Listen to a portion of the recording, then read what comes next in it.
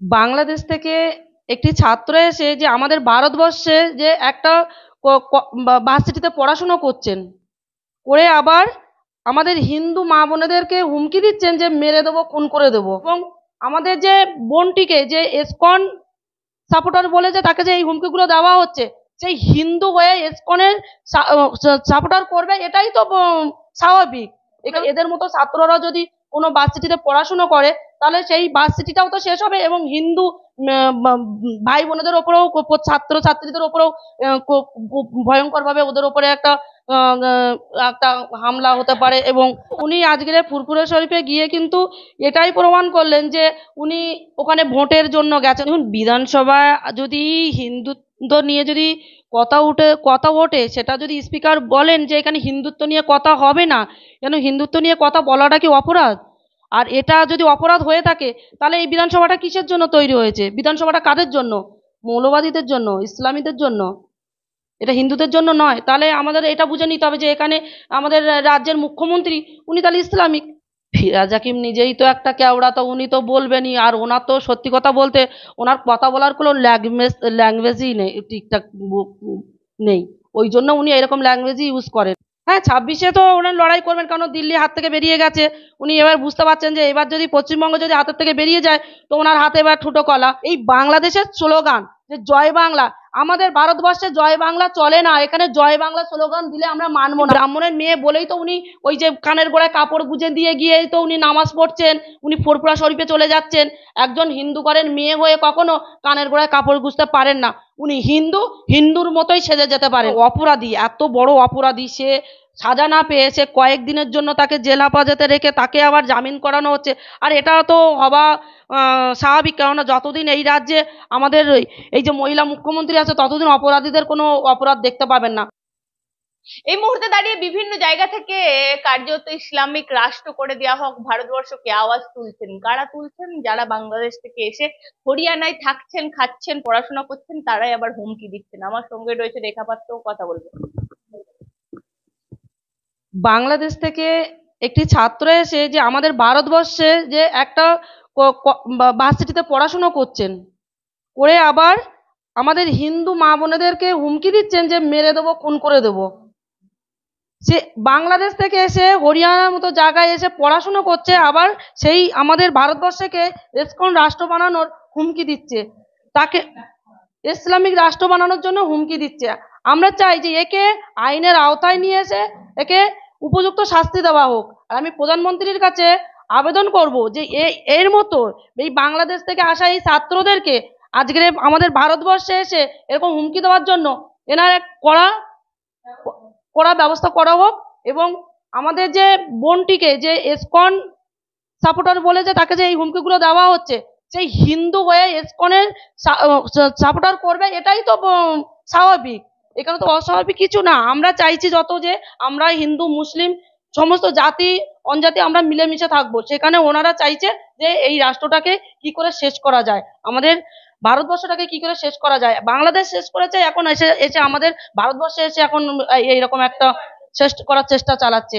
আমরা চাই এর উপযুক্ত শাস্তি হোক এবং খুব তাড়াতাড়ি। কারণ এদের মতো ছাত্ররা যদি কোনো ভার্সিটিতে পড়াশুনো করে, তাহলে সেই ভার্সিটিটাও তো শেষ হবে এবং হিন্দু ভাই বোনেদের ওপরেও, ছাত্র ছাত্রীদের ওপরেও ভয়ঙ্কর ভাবে ওদের ওপরে একটা একটা হামলা হতে পারে এবং তাদের জীবনের ওপরে একটা ভয়ঙ্কর একটা অত্যাচার করতে পারে, এরকম বলে আমাদের মনে হয়। আর এরকম ছাত্র শুধু ইনি একা নয়, আরো অনেক ভার্সিটি বলুন, কলেজ বলুন, অনেক জায়গায় আমরা দেখছি। এদেরকে ইমিডিয়েটলি আইনের আওতায় নিয়ে এসে সাজার ব্যবস্থা করা উচিত। একই সাথে রেখাদি দেখা যাচ্ছে মুখ্যমন্ত্রী ফুরফুরা শরীফে যাচ্ছেন, 9 বছর পর ইফতার করছেন। কার্যত তিনি বলছেন, যখন আমি কাশী যাই, বিশ্বনাথ যাই, যখন খ্রিস্টানদের অনুষ্ঠানে যাই, তখন আমাকে নিয়ে কথা হয় না, তাহলে আমি ইফতারির অনুষ্ঠানে এলেই কথা হয় কেন? দেখুন, উনি আজকের ফুরফুরা শরীফে গিয়ে কিন্তু এটাই প্রমাণ করলেন যে উনি ওখানে ভোটের জন্য গেছেন। উনি ভালো করে বুঝতে পেরে গেছেন যে পশ্চিমবঙ্গে আজকের ওনার হিন্দু ভোট একটা পাচ্ছেন না। এবং এই পশ্চিমবঙ্গের আজকের মুসলিম যে সংখ্যালঘু মুসলমান ভাই বোনেরা আছে, যে যারা যে পরিবারগুলো আছে, তারাও কিন্তু আজকে কিন্তু মমতার বিরোধিতা করছেন। কেননা ভালো করে ওনারাও বুঝে গেছেন যে ওনার ভোট দিয়ে আর ওনারা নিজেদের ক্ষতি করতে চান না। ওই জন্য আজকের ফুরফুরা শরীফে গেছেন, গিয়ে ওখানে ভোটের আশায় গেছেন, জানে যে ফুরফুরা শরীফে আসলে সমস্ত মুসলিমদেরকে, সমস্ত সংখ্যালঘু মুসলিমদেরকে এই ফুরফুরা শরীফ থেকে এনারাই কন্ট্রোল করেন, এনারাই কন্ট্রোল করলে আমি ভোটটা পেয়ে যাব। ভোট বাক্সের জন্য ওখানে গেছেন এবং ওখান থেকে যে একজন মৌলানা যে বলেছেন যে আজকের মমতা বন্দ্যোপাধ্যায় এসে এখানে বলে গেলেন যে আমি এই সব কিছু দায়িত্ব পালন করছি, হ্যান করছি, ত্যান করছি, কিছুই করছেন না। ওনার তো মুখের ওপরেই বলে দিয়েছেন, ওনার উপরে ক্ষোভ উপড়ে দিয়েছেন যে উনি কিছুই করছেন না। আর এইগুলো সব কিছু ওনার বানানো গল্প। উনি যে বলছে দায়িত্ব নিয়েছি, আমি দায়িত্ব নিয়ে উদ্বোধন করছি, এগুলো কিছুই না। এগুলো যতটুকু করেছে ফুরফুরা শরীফের ক্ষমতায় করেছে, মমতা বন্দ্যোপাধ্যায়ের এখানে কোনো ভূমিকাই নেই। মমতা বন্দ্যোপাধ্যায় তো ঠিক এই ইফতারকে হাতিয়ার করে ভোটটা হাতিয়ে নেয়, কারণ 26 সামনে, একদম লড়াই করা রেখা দিয়ে। হ্যাঁ, 26-এ তো ওনার লড়াই করবেন, কারণ দিল্লি হাত থেকে বেরিয়ে গেছে। উনি এবার বুঝতে পারছেন যে এবার যদি পশ্চিমবঙ্গ যদি হাতের থেকে বেরিয়ে যায় তো ওনার হাতে এবার ঠুটো কলা। তো উনি তার জন্যই এখন থেকেই লেগে পড়েছেন। এতদিন ওনার মনে হয়নি যে ফুরফুরা শরীফ যেতে হবে, আমাদের অঞ্চলে অঞ্চলে গিয়ে আমাদের মানুষের কাছে ভোট চাইতে হবে, ঘরে ঘরে যেতে হবে, রাস্তায় দাঁড়িয়ে চা বিতরণ করতে হবে, মানুষদেরকে ডেকে আদিবাসী যে আমাদের সংখ্যালঘু যে আমাদের যে আদিবাসী এসসি এসটি মহিলা মা বোনদেরকে নিয়ে প্রোগ্রাম করতে হবে, এগুলো মনে ছিল না। এখন 26-এর ভোট উপলক্ষে ওনার এইগুলো মনে হয়েছে। মুখ্যমন্ত্রী উন্নয়নের জন্য কিছু করে না, ভোটের জন্য সবকিছু করে। অবশ্যই ওনার উন্নয়ন বলে কিছুই নেই।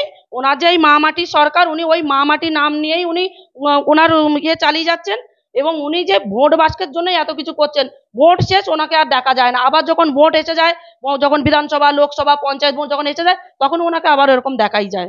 সন্দেশখালীতে তো মুখ্যমন্ত্রী গেলেন না কই ভোটের জন্য, সন্দেশখালীর ভোট কি তাহলে চায় না মা বোনেদের? না, সন্দেশখালীর ভোট চায় না, উনি সন্দেশখালীর ভোট চায়।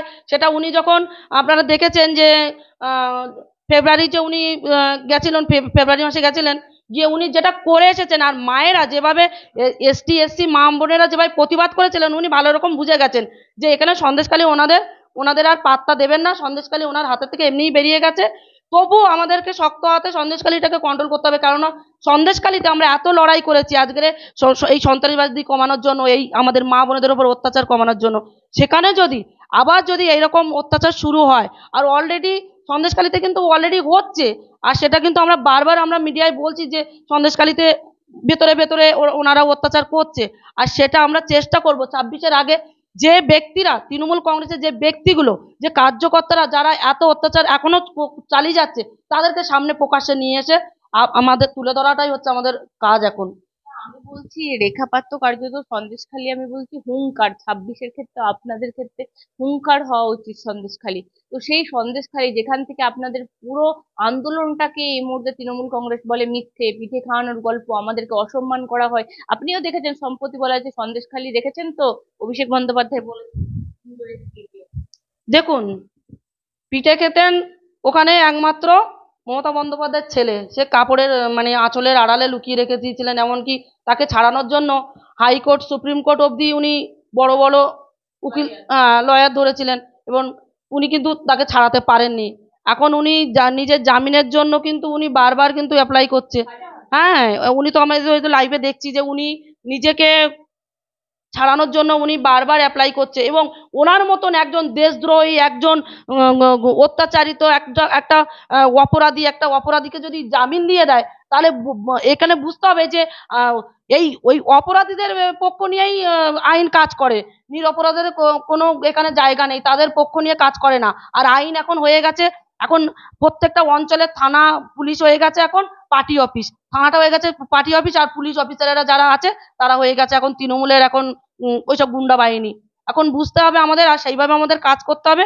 আর এই যে অভিষেক বন্দ্যোপাধ্যায় বলছে যে পিঠে খাওয়া গল্পটা, পিঠে তো উনিও খান মনে হয়, কারণ উনি না খেলে উনি যে তৃণমূল কংগ্রেস করেন, পিসি ভাইপো, যে ওনারা মা ছেলে মিলে যে চক্রান্ত চালিয়ে গেছে এতদিন ধরে সন্দেশখালীতে, সেই চক্রান্ততে বালি পড়েছে বলে আজকের ওনাদের এতটা সমস্যা হচ্ছে। যে সন্দেশখালীতে পিঠে বানানোর গল্পটা মিথ্যে, আজকের ওনারাই বলছে। ওনারাই আবার দেখুন 26-এর আগে কি করে, সন্দেশখালীতে মিথ্যে কেস দিয়ে দিয়ে মানুষকে জর্জরিত করে দিচ্ছে। 26-এর আগে আবার এরকম ভয়ঙ্কর আন্দোলন আমাদের যদি করতে হয় আমরা করব। তাতেও যদি ওনারা এই মিথ্যে যদি আমাদেরকে বদনাম দেওয়ার চেষ্টা করে যে এটা মিথ্যে পিঠে খাওয়া গল্প, মা বোনেদের তুলে দিয়ে বাংলাকে কলঙ্কিত করার একটা চক্রান্ত, একদম একদম বাংলাকে কলঙ্কিত করার একটা চক্রান্ত। আর এই বাংলাদেশের স্লোগান যে জয় বাংলা, আমাদের ভারতবর্ষে জয় বাংলা চলে না, এখানে জয় বাংলা স্লোগান দিলে আমরা মানবো না। এখানকার যে ভারতবর্ষের যে সংখ্যালঘু মুসলমান, তারা যেমন তাদের আল্লাহকে ডাকবে, যেমন রামকে, আমরা রামকে ডাকি, তারা আল্লাহকে ডাকবে, এরকম চলবে। কিন্তু আমরা রামকে ডাকলে ওনাদের রাগ করার এখানে কোনো কোনো জায়গাই নেই, কারণ ওনারা ওনাদের ধর্মে থেকে ওনারা আল্লাহকে ডাকতে পারেন, এতে আমাদের কোনো সমস্যা নেই। কিন্তু আমাদের, আপনারা যে হিন্দু ধর্মের কথা বলছেন, এখন যে হিন্দু হিন্দু করছেন, সেটা বাইরে থেকে আমদানি করা, সেটা বেদে নেই। দেখুন, উনি বারবার বলছেন যে হিন্দু হিন্দু করছে, যে বাইরে থেকে আমদানি করা। এখানে আমি একটাই কথা বলবো, উনি বাইরে থেকে এই যে অনুপ্রবেশকারী, যে পাকিস্তান বাংলাদেশ থেকে যে জঙ্গিদেরকে নিয়ে আসছে, এদেরকে নিয়ে এসে আমদানি করছেন। এখানে হিন্দুরা আমদানি হয়নি, এটা হিন্দু রাষ্ট্র, এখানে হিন্দুদের আমদানি হবার কোনো জায়গা নেই। হিন্দুদের উনি নিয়ে আসছেন, অনুপ্রবেশকারী জঙ্গি মৌলবাদীদের নিয়ে এসে এখানে আমদানি করছেন। উনি ব্রাহ্মণের মেয়ে বলেই তো উনি ওই যে কানের গোড়ায় কাপড় গুজে দিয়ে গিয়ে তো উনি নামাজ পড়ছেন, উনি ফুরফুরা শরীফে চলে যাচ্ছেন। একজন হিন্দু ঘরের মেয়ে হয়ে কখনো কানের গোড়ায় কাপড় গুজতে পারেন না। উনি হিন্দুর মতোই সেজে যেতে পারেন, এতে তো ওনার আপত্তি নেই। আমি একজন হিন্দু, আমি গর্ব করে বলতে পারি আমি হিন্দু, আমি সিঁদুর পরেছি, আমি শাঁখা পরেছি, আমি তুলসী কাঠের মালা পরেছি, আমি হিন্দু, আমি বুক ফুলিয়ে বলতে পারি। কিন্তু উনি কি বলতে পারেন যে আমি হিন্দু? একটা তুলসী কাঠের মালা পরে উনি যাক ফুরফুরা শরীফে যাক, উনি কেন কানের গোড়ায় কাপড় গুজে কেন গেছেন? উনি যদি প্রকৃত হিন্দু ব্রাহ্মণের ঘরের মেয়ে হবেন। আচ্ছা, সব ধর্ম আমরাও ভালোবাসি, আমরা যেমন হিন্দু ধর্ম আমার নিজের ধর্মটাকে ভালোবাসি, তেমন আমরা ইসলাম ধর্মটাকেও আমরা সম্মান করি, ঠিক আছে? তেমন আমরা প্রত্যেকটা ধর্মকে আমরা সম্মান করি, নিজের ধর্মটাকে যতটা আমরা গুরুত্ব দেই, ততটা আমরা অন্য ধর্মকেও গুরুত্ব দিই। এই নয় যে কানের গোড়ায় কাপড় গুজে দিয়ে আমরা প্রকাশ্যে চলে যাবো, গিয়ে আমরা মসজিদে গিয়ে নামাজ পড়বো। আমিও তো গেছি, আমিও তো প্রচারের সময় আমি গেছি, মসজিদে গেছি, আমি এখানে গেছি, আমাকে যেখানে সংখ্যালঘু মুসলমান হয় মাঝারে আমাকে নিয়ে গেছে তারা, যে দিদি যেতে হবে, আমি গেছি, গিয়ে তো আমি কানের গোড়ায় কাপড় গুজিনি, আমি সেখানে গিয়ে প্রণাম করেছি। হিন্দু ধর্মে যেমন করে প্রণাম করে আমি তেমন করে প্রণাম করেছি, ফুলের মালা চড়িয়েছি, ফুল অর্পণ করেছি, কিন্তু আমি কানের গোড়ায় কাপড় গুজিনি। আর কোনো হিন্দু সমাজের কোনো মা বোন এটা করতে পারে না, কোনো হিন্দু পরিবার এই কাজটা করতে পারে না। আরেকটা জিনিস হচ্ছে, আমি বলছি শাহজাহান ছাড়া পেলে তো ভয়ঙ্কর পরিবেশ হবে আবার সন্দেশখালী।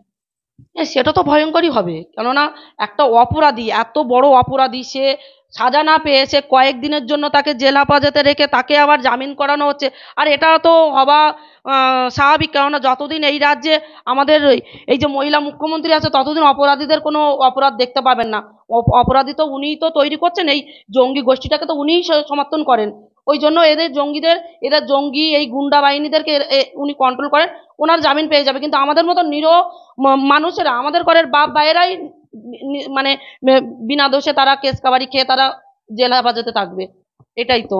রেখাদি, যখন হিন্দু হিন্দু ভাই ভাই বলা হচ্ছে বিজেপি থেকে, কার্যত তখন তৃণমূল কংগ্রেস পাল্টা পোস্টার দিচ্ছে হিন্দু হিন্দু ভাই ভাই, এই তেলের দামে লোটা চাই বা লোটার দামে তেল চাই, এইসব করে কটাক্ষ করা হচ্ছে। মানে একটা সম্প্রদায়কে আবেগ, আহ, তাদের সেটাকে নষ্ট করা হচ্ছে, বিভিন্ন জায়গায় পোস্টার। দেখুন, ওনারা বুঝতে পেরে গেছে হিন্দুরা যে একতা হয়ে যেভাবে যে লড়াইয়ে লেগেছে, ওনাদেরকে রাস্তায় দেখে এই মমতা বন্দ্যোপাধ্যায় ভয় পেয়েছে, এবং মমতা বন্দ্যোপাধ্যায় যে নেতারা আছেন ওনারাও ভয় পেয়ে গেছেন। ওনারা ভালো করে বুঝতে পারছেন যে এইবার ওনাদের হয়তো পতনের সময় এসে গেছে, ওই জন্য ওনারা এরকম পোস্টার টাঙাচ্ছেন। এবার আমরাও তো ছেড়ে দেওয়া পাত্র নই, আমাদের তো নেতারা নেত্রীরা এবং তারাও তো আছে, এবং ওনারাও ছেড়ে দেবেন না, ওনারাও লড়াই করতে জানেন। যেভাবে হিন্দুরা একতা হয়েছেন, এবং এই হিন্দুরা একতা হয়ে এরকম করেই লড়াই করবেন। ওনারা যে যে হিন্দুদের পক্ষে যেরকম ভাবে স্লোগান তুলবেন, আমরাও হিন্দু হয়ে আমরাও কিন্তু তৃণমূল কংগ্রেসের বিরুদ্ধে সেই তার প্রতিপিক্ষি আমরাও কিন্তু একইভাবে স্লোগান তুলব, এবং আমরাও লড়াই করব। আমরা লড়াই করতে লেগেছি, আমরা রাজপথে থাকবো, লড়াই করব, এবং আমরা মুখ্যমন্ত্রীকে আর ভয় পাই না। আমরা ভালো করে বুঝে গেছি উনি চোরেদের এবং চোরেদের নেত্রী, এবং বাইরের থেকে বাংলাদেশ পাকিস্তানের থেকে আসা যে জঙ্গি মৌলবাদী তাদেরকে সমর্থন করেন উনি, আর হিন্দুদের পাশে নেই। এবং হিন্দুরা ভালো করে বুঝে গেছেন যে মমতা বন্দ্যোপাধ্যায় শুধুমাত্র ভোট বাক্সের জন্য মানুষকে ফাঁসায়, মিথ্যে কেস দিয়ে হিন্দুদেরকে যেভাবে। আরেকটা জিনিস আমি বলছি, মমতা বন্দ্যোপাধ্যায় বলছেন যে আপনারা যে এই হিন্দু হিন্দু করছেন, বলছে ধর্ম কি মমতা বন্দ্যোপাধ্যায় থেকে আপনারা বেশি জানেন? দেখুন, উনি মমতা বন্দ্যোপাধ্যায় কিন্তু ওনার থেকে ধর্ম বেশি জানি কি না জানি সেটা নিয়ে বড় কথা না, বড় কথা হচ্ছে আমরা হিন্দু, আমরা হিন্দু ধর্ম, আমরা সনাতনী, আমাদের আমাদের কাছে এটাই হচ্ছে বড়, সব থেকে বড় পরিচয়। মুখ্যমন্ত্রীও তো হিন্দু, জগন্নাথ মন্দির করছে দীঘাতে, তাহলে কি হিন্দু নয়? দেখুন, এটা মানুষকে দেখানোর জন্য, এটা একটা ব্যবসা। ওনারা এই এই যে মন্দিরগুলো করছেন না, এই মন্দিরগুলো করছেন উনি নাম কেনার জন্য, উনি নাম কেনার জন্য করছেন। উনি এদিকে বলছেন যে আমি হিন্দু, জগন্নাথ মন্দির করছি। উনি জগন্নাথ মন্দির করতে পারছেন, অথচ আজকের ফুরফুরা শরীফে গিয়ে তাদেরকে মিথ্যে প্রতিশ্রুতি দিয়ে চলে আসছেন। ওখান থেকে বেরিয়েছে মিথ্যে একটা গাল গল্প দিয়ে দিচ্ছেন যে আমি দায়িত্ব নিয়ে আমি এটাকে উদ্বোধন করছি, সেটাকে উদ্বোধন করে দিয়ে যাব। আমি বলছি বিধানসভায় কার্যত স্পিকার বলছেন হিন্দুত্ব, যে কথাটা আলোচনা হয়েছে হিন্দুত্ব শব্দটাকে বাদ দিয়ে বাকিটা রাখা হবে, হিন্দুত্ব শব্দটা রাখা চলবে না বিধানসভার মোশনে, এরকমই দাবি স্পিকারের। দেখুন, বিধানসভা যদি হিন্দুত্ব নিয়ে যদি কথা ওঠে, সেটা যদি স্পিকার বলেন যে এখানে হিন্দুত্ব নিয়ে কথা হবে না, কেন হিন্দুত্ব নিয়ে কথা বলাটা কি অপরাধ? আর এটা যদি অপরাধ হয়ে থাকে, তাহলে এই বিধানসভাটা কিসের জন্য তৈরি হয়েছে? বিধানসভাটা কাদের জন্য? মৌলবাদীদের জন্য, ইসলামীদের জন্য, এটা হিন্দুদের জন্য নয়। তাহলে আমাদের এটা বুঝে নিতে হবে যে এখানে আমাদের রাজ্যের মুখ্যমন্ত্রী, উনি তাহলে ইসলামিক। উনি উনি এখানে হিন্দুদের নিয়ে কথাই বলতে দিচ্ছেন না, আর হিন্দু তো তাহলে হিন্দুদের বিরোধ করছেন উনি। আমরা হিন্দুদের, না, এটা হিন্দুত্ব উচ্চারণ করা যাবে না, তাহলে হিন্দুত্ব কি, হিন্দুত্ব কি এখানে কি উচ্চারণ করাটা কি অপরাধ? এটাই বলতে চাইছেন উনি। বিজেপির রাজ্য সভাপতি কে হবে রীতিমতো সেটা নিয়ে শাসক দলের তরফ থেকেও কটাক্ষ হচ্ছে। ফিরহাদ হাকিম বলছে ওদের রাজ্য সভাপতি আবার কি ইটিং সিটিং মিডিয়াতেই রাজ্য সভাপতি। দেখুন, ফিরাজ হাকিম প্রথমত উনি একজন রাজ্যের একটা কলকাতার মেয়র হয়ে উনি মা বোনদেরকেই সম্মান দিতে জানেন না। আর ওনার মুখে তো এই ইটিং চিটিংটা এটা তো আসবেনি। তো ভারতীয় জনতা পার্টির আর আমাদের এই পশ্চিমবঙ্গের আমাদের রাজ্যের যে ভারতীয় জনতা পার্টির রাজ্য সভাপতি যে হবেন, সেটা দল ঠিক করবেন, ওপর মহল থেকে ঠিক হয়ে আসবেন, সেটা তো আর ফিরাজ হাকিম ঠিক করে দেবেন না। তাই ফিরাজ হাকিম কি বললো না বললো সেটা নিয়ে আমাদের কোনো মাথা ব্যথা নেই। আর আমরা আশাবাদী যে যিনি হবেন তিনি খুবই ভালো একটা প্রতিনিধি হবেন, যিনি খুবই একটা ভালো ব্যক্তি হোক কিংবা কোনো মহিলা হোক, যে খুবই ভালো কাজ করবেন মানুষের হয়ে, এটুকু আমরা আশা রাখছি। আর আরেকটা জিনিস, যে বিষয়টা ইতিমধ্যেই কেওড়া বলেছেন এই ফিরহাদ হাকিম শুভেন্দু অধিকারী। ফিরাজ হাকিম নিজেই তো একটা কেওড়া, তো উনি তো বলবেনই। আর ওনার তো সত্যি কথা বলতে ওনার কথা বলার কোনো ল্যাঙ্গুয়েজই নেই, ঠিকঠাক নেই। ওই জন্য উনি এরকম ল্যাঙ্গুয়েজই ইউজ করেন। আর ওনার এই আহ, আহ, যে উনি মানুষের সাথে তৃণমূল কংগ্রেসের যেরকম নেতা নেত্রীদের যেমন কোনো কোনো এমন ভদ্র ভাষা যেমন কথা বলতে জানেন না, তেমন ফিরাজ হাকিম তো এই রাজ্যেরই একজন মেয়র। তো উনি উনি সেই এরকমই তো বলবেন। ওনার তো কোনো ল্যাঙ্গুয়েজের ঠিকই নেই, আর উনি তো এরকম করেই অসম্মানই করেন। ওনার সমস্যা হচ্ছে এখানে আমাদের সম্মানীয় শুভেন্দু অধিকারী মহাশয় যে লড়াইটা দিচ্ছেন, এই লড়াইয়ে উনি ভয় পেয়ে গেছেন। হুমায়ুন কবির বলেছেন যে আপনারা পান্তা ভাত খেয়ে হিন্দুরা ঘুমায়, কিন্তু সংখ্যালঘুরা ছেলেরা ঘুগনি মুড়ি খেয়ে ভোট করে, তারা ভোটের রাস্তায় পড়ে থাকে।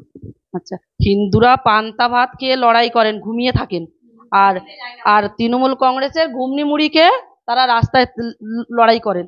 তো আমি এখানে বললো লড়াই করা তো এটাই ওনারা ঘুগনি মুড়ি খেয়ে এটাই করেন। কার ঘরের মা বোনকে তুলে ধর্ষণ করবেন, তারপরে কার ঘরে ঢুকে কার ঘর ভাঙবেন, রাতের অন্ধকারে গিয়ে কার দরজায় লাথি মারবেন, এইগুলোতেই ওনাদের কাজ, এইগুলো তো ওনাদের লড়াই। এর থেকে ওনাদের লড়াই আমি বেশি কিছু দেখতে পাচ্ছি না। ওরা তো ভোট করাই তো দুর্নীতি, দুর্নীতি ছাড়া কিছুই না তো। যেমন জানালার পাশে ইভিএম বাক্স রাখছে, ভোট মারছে, ওনারা চোখ রেখে দিয়েছে। মানুষ ভোট দিতে ভয়ে ভোট দিতে পারছে না। ওনারা দেখছেন যে ওখানে কিসে ভোট দিচ্ছে। ভোট যদি জোড়া ঘাস ফুলে না পড়ে অন্য জায়গায় পড়লে তার সেখানেই তার মানে জীবনের সমাপ্ত করে দিচ্ছেন। আপনারা নাকি ভুয়ো ভোটার ঢোকাচ্ছে বিজেপি, এরকমই অভিযোগ করছে তৃণমূল কংগ্রেসের তরফ থেকে। দেখুন, দেখুন, সেটা তো আর এই কুণাল ঘোষ কি বললো না বললো এটা নিয়ে দিদি আমি সত্যি আমার মাথা ব্যথা নেই। কেননা এই কুণাল ঘোষ কি বলতে পারেন আর কি না বলতে পারেন সেটা ভারতবর্ষের মানুষ জানে, বিশেষ করে পশ্চিমবঙ্গের মানুষ জানে। আর এই ভুয়ো ভোটার যারা করে, যে ভুয়ো ভোটারগুলো তারা যারা ভুয়ো ভোটার নিয়ে কাজ করে তারা হচ্ছে তৃণমূল কংগ্রেস, বিজেপি করে না এটা। বিজেপির এটা,